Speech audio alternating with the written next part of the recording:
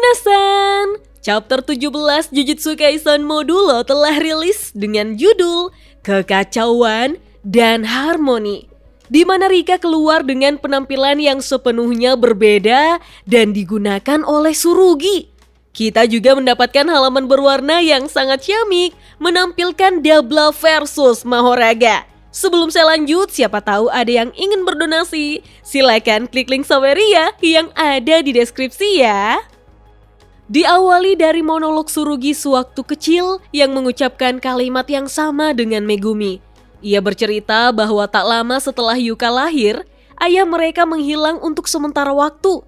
Tsurugi menjadi sangat penasaran tentang seperti apa sosok ayahnya itu tanpa alasan khusus.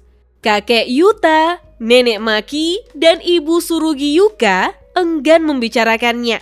Sehingga Tsurugi diam-diam berkeliling bertanya kepada anggota keluarga Gojo yang terkemuka. Anehnya, ayah Tsurugi dan Yuka itu adalah orang yang serius dan rajin. Mereka mengatakan dia sangat mirip dengan kakek Tsurugi, Yuta Okkotsu. Tetapi mungkin justru ketekunan itulah yang menjadi bumerang baginya. Dibandingkan dengan generasi kakek nenek Tsurugi, ayah Tsurugi menjadi cemas dan terganggu oleh betapa sedikitnya kekuatan yang ada di antara para penyihir Jujutsu dari generasinya sendiri dan generasi di bawahnya. Dan dia akhirnya hancur. Tepat sebelum menghilang, seorang pelayan menyaksikan ayah Tsurugi sedang berkonfrontasi dengan seorang pria berwajah penuh bekas luka yang mengenakan tudung. Tidak ada konteks atau kepastian yang jelas, tetapi pria itu dikatakan telah mengatakan kepada ayah Tsurugi, itu tidak penting. Wah, kira-kira Yuji obrolkan apa ya dengan ayah Tsurugi? Apakah Yuji berusaha meyakinkan ayah Tsurugi bahwa kekuatan warisan klan itu tidak penting? Apakah di masa ini Megumi masih hidup atau sudah mati ya? Tsurugi melanjutkan monolognya, mempertanyakan mengapa ayahnya menghilang bukan setelah Tsurugi lahir tetapi setelah Yuka lahir. Tampaknya ada atau tidaknya teknik terkutuk di antara mereka sebagai bersaudara saling berkaitan. Bagaimana ayah Tsurugi menilai hal itu tidak diketahui. Tetapi ketika Yuka lahir, ayah Tsurugi merasa perannya telah berakhir. Hal itu membuat Tsurugi mempertanyakan kalau Tsurugi memiliki teknik terkutuk, apakah Yuka tidak akan pernah lahir? Dan jika Yuka tidak memiliki teknik terkutuk, apakah ayah mereka tidak akan pernah menghilang? Tsurugi pikir cerita ini tidak boleh diketahui oleh Yuka. Tapi mungkin Yuka sudah mengetahuinya. Toh Yuka memanglah anak yang pintar.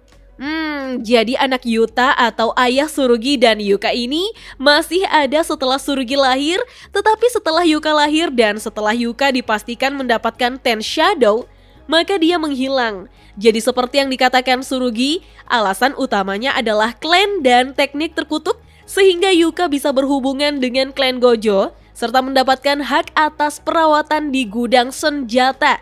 Sepertinya klan Zenin atau Gojo besar kaitannya untuk menjadi alasan atas menghilangnya keberadaan ayah Tsurugi dan Yuka. Setelah tugasnya sebagai ayah, yaitu menciptakan anak yang sempurna selesai, dia langsung menghilang begitu saja. Ya, selama puluhan tahun berlalu, masyarakat Jujutsu masih agak lain ya. Pertanyaannya kemudian, apakah ayah mereka ini masih hidup? Gimana tuh perasaannya dia sebagai ayah saat melihat Yuka bertarung mempertaruhkan nyawanya sekarang? Kembali ke pertarungan antara Tsurugi melawan Maru, di sini Tsurugi mengeluh karena seperti biasa, dia tidak mengerti teknik terkutuk milik lawannya, Maru. Dengan pijakan atau gravitasi yang berbeda, Tsurugi hanya bisa bertahan dengan memegangi tiang agar tubuhnya tidak terjatuh. Namun dari belakang Tsurugi, dinding retak di mana Maru ternyata menyerang Tsurugi sampai menghancurkan dinding itu menggunakan pedangnya. Untung saja Tsurugi cepat menghindarinya, meskipun keduanya terlempar dan terjatuh. Namun Maru langsung berlari lagi untuk menyerang Tsurugi dari dekat. Melihat itu, Tsurugi berusaha bertahan dengan menarik pedangnya untuk menebas Maru, tetapi Maru menghentikan langkahnya untuk langsung mengaktifkan tekniknya, memaksa tubuh Tsurugi kehilangan keseimbangannya, terputar dan terjatuh. Ketika wajah Tsurugi sudah menempel pada lantai, Maru segera memanfaatkan itu untuk menusuk tubuh Tsurugi. Namun, Tsurugi berusaha bergerak untuk memblokir pedang Maru menggunakan pedangnya, sehingga pedang Tsurugi justru tertancap di tengah-tengah pedang Maru Minasan. Di sini Tsurugi sadar bahwa kali ini langit dan bumi akan kembali ke keadaan semula. Tsurugi pun berusaha melepaskan pedangnya dengan memutar tubuhnya, memaksa keduanya harus melepaskan pedang mereka karena terlempar. Tsurugi pun mendarat di lantai, namun dia menyadari kalau Maru kembali mengaktifkan tekniknya.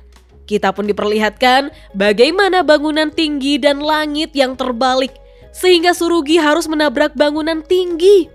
Dengan tubuh penuh luka, Maru kini menyentuh perut Tsurugi dan melayang di udara. Maru mengatakan bahwa dia mungkin menang, tetapi Tsurugi menolak. Tsurugi mengatakan jika ada peluang 1% saja untuk menyelamatkan Yuka, maka Tsurugi akan bertaruh untuk itu. Tapi hal itu tidak menghentikan Maru yang langsung melepaskan serangan tepat di perut Tsurugi dan membuatnya terlempar jauh serta menabrak dinding Minasan. Kondisi Tsurugi di sini penuh luka, namun Maru tampak menyeramkan dengan melayang di udara dan membuat mobil-mobil ikut melayang di belakangnya. Kemudian dengan wajah sedih, Maru mengakhiri pertarungan ini dengan menabrakkan mobil-mobil itu tepat di lokasi Tsurugi berada, menghancurkan bangunan di area itu secara dahsyat. Terlihat Tsurugi sudah kalah Minasan. Wajahnya tampak tak berdaya dan penuh luka.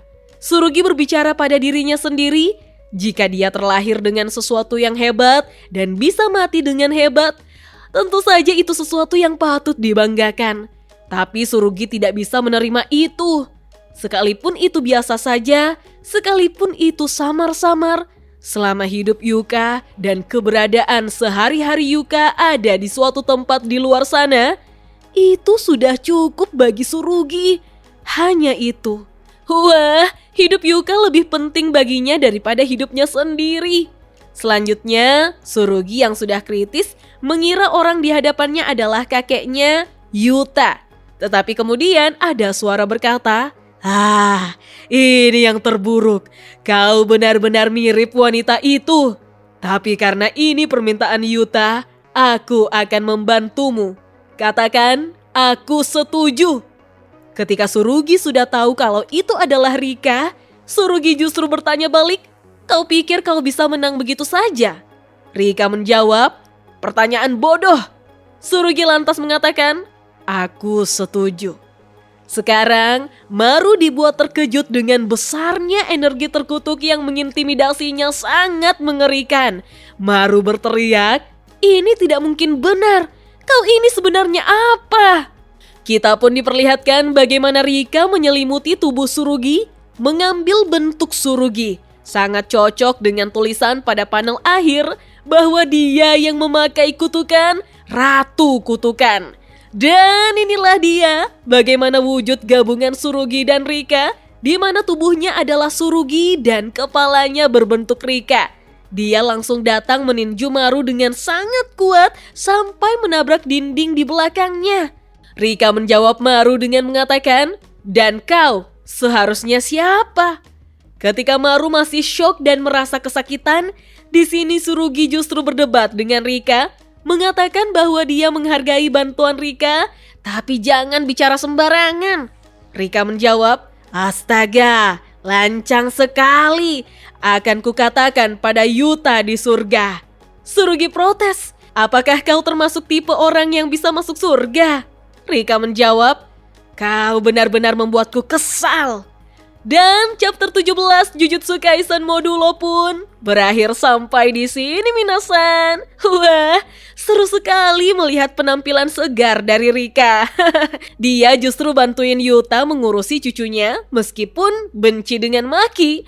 Dulu saja Rika mampu mengalahkan Geto Suguru. Wajar dong kalau pertarungan Maru versus Tsurugi Rika dan pertarungan Dabla versus Mahoraga Yuka semakin seru dan pantas untuk dinantikan. Kalau menurut Minasan, bagaimana? Kita lanjut ngobrol yuk di kolom komentar. Oke deh, sampai di sini dulu ya. Dah.